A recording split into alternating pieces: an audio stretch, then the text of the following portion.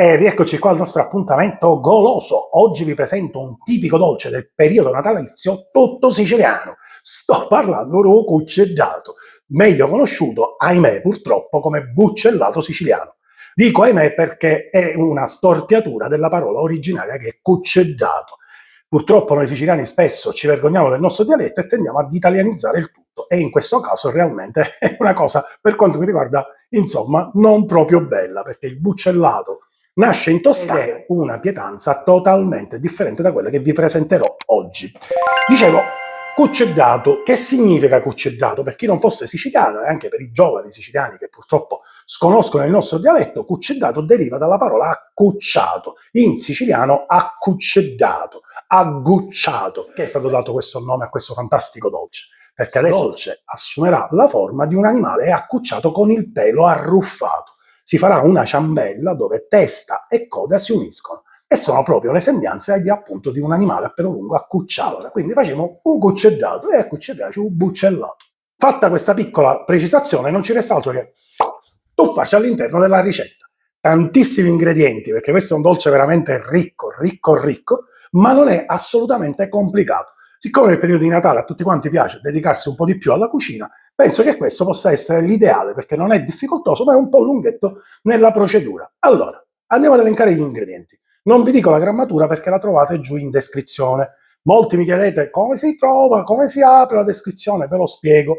Dove c'è il titolo, dove c'è scritto altro, si aprirà una finestra e lì ci sarà la descrizione scritta del video e in fondo c'è la ricetta scritta, ok? Allora, occorrono farina, zucchero, uova, latte, fichi secchi, buoni, quelli di qualità, e uvetta sultanina, poi un po' di strutto, un po' di cannella, un po' di noce moscata, arancia candita, ciliegie candite, frutta secca come mandorle e noci, cioccolato extra fondente, possibilmente minimo 70%, marmellata di arance e un po' crema e sale. Quindi quanti ingredienti, vero? Andiamo per step. La prima cosa che dobbiamo fare in assoluto è mettere in ammollo i fichi secchi e l'uvetta sultanina. Con un po' di acqua tiepida li facciamo rinvenire, perché questo ha bisogno di almeno una mezz'oretta di tempo, così poi facciamo tutta la preparazione con calma. Li copriamo, teniamoli da parte. Andiamo adesso a preparare l'impasto della pasta frolla siciliana. Semplice, all'interno di una planetaria inserite tutti gli ingredienti e cominciate ad impastare. Io adesso levo un pochino il imbarazzo perché non mi posso più muovere. Tutti gli ingredienti in planetaria: strutto, farina e zucchero, uovo, marmellata. Chiudo, comincio ad impastare e poi inserisco il latte. Così, grossolanamente. Adesso lo trasferisco sul piano da lavoro e lo finisco di lavorare a mano. Mettiamolo per bene. Una volta che è compattato, una forma rettangolare, quindi con un mattarello lo cominciamo a stendere. Questo perché? Perché favorirà poi già la lavorazione finale, che poi noi dobbiamo appunto ottenere un bel rettangolo lungo che andremo poi a farcire. Lo pellicoliamo per bene. Frigorifero un paio d'ore. Adesso andiamo a preparare la farcia. Iniziamo subito mettendo in un frullatore la frutta secca e la andiamo a frullare, ma a tritare per meglio dire, grossolanamente, quindi non dovete ottenere una farina fine. Assolutamente no, io vi consiglio di usare gli impulsi. Piano piano e l'andate sgretolando. Ok, messo da parte il nostro trito di frutta secca, adesso si sono ammollati i nostri fichi, li prendiamo e togliamo il picciuolo e inseriamo i fichi all'interno di un frullatore. Chiudiamo e frulliamo per bene invece questa volta. Prendiamo il composto e lo traposiamo dove c'è il contenitore con la frutta secca. Seguire possiamo inserire l'uvetta sultanina sgocciolata. Poi andiamo pure di aromi ponendo un po' di cannella, noce moscata, la marmellata di arance, il cioccolato grossolanamente, il marsala. A questo punto metto pure un mezzo cucchiaio di marmellata di cedro. Marmellata di cedro, trovate la video ricetta nella mia pagina YouTube. Vedete, è un impasto abbastanza morbido e anche appiccicaticcio, infatti metti i guanti per questo motivo. Lo compatto il più possibile e poi con delicatezza cerco di allungarlo e fare un salsicciotto. Adesso che comincia ad avere una forma di salsicciotto, dobbiamo cercare di unire le due estremità, quindi cominciamo a dare la forma al nostro buccellato.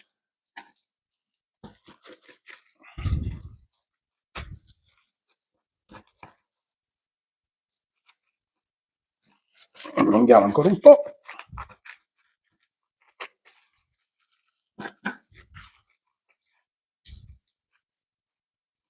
Possiamo pure dire che ci siamo.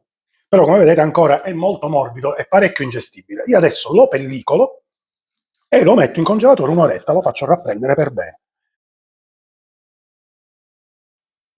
Vi invito come sempre tutti quanti a lasciare un like, un commento, anche un semplice smile, perché questo favorirà la crescita del canale, perché l'algoritmo di YouTube lo vede come un video interessante perché voi interagite con me.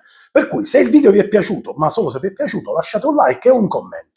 Se poi avete delle idee, dei suggerimenti, anche delle varianti che magari fanno nei vostri paesini, scrivetelo nei commenti e dibattiamo tranquillamente. Ovviamente sempre in maniera civile ed educata, perché io gli arroganti li blocco. Ma più che altro non dimenticate ad iscrivervi al canale e a cliccare sulla campanellina per poter sempre restare aggiornati. Se poi volete condividere tramite i vostri canali social, ma anche su WhatsApp, questo video oppure altri del mio canale, io non potrò fare altro che ringraziarvi. Fatto questo piccolo spot pubblicitario, continuiamo la ricetta. E rieccoci qua, la pasta frolla si è raffreddata, adesso mattarello e cominciamo a sagomare. Stendiamola bene, dando appunto, come vi dicevo prima, una forma rettangolare.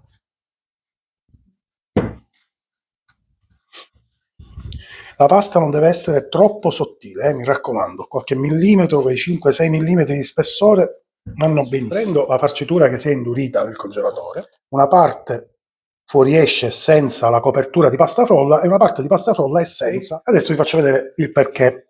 Comincio a rotolarla su se stessa, in questo modo, faccio aderire per bene e tolgo innanzitutto la pasta in eccesso. Faccio il giro completo e comincio, come vi dicevo, a dare questa forma, a modellarlo a mo' di ciambella. Come vedete ce n'è una parte in più che fuoriesce e una parte vuota. Devo fare coincidere le due estremità. Ok, fatto questa ciambella, adesso con delle apposite pinzette, se non le avete potete usare anche delle forchette, andiamo a fare delle, appunto, pizzicate in questo modo.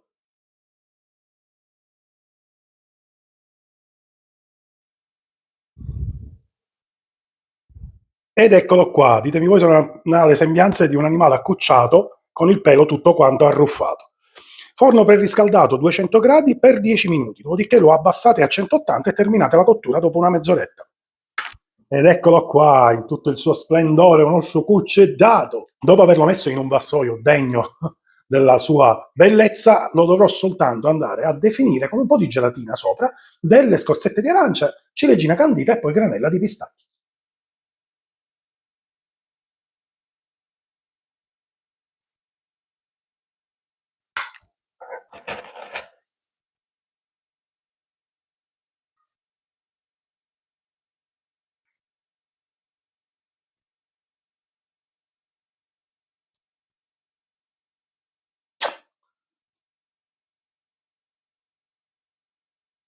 Un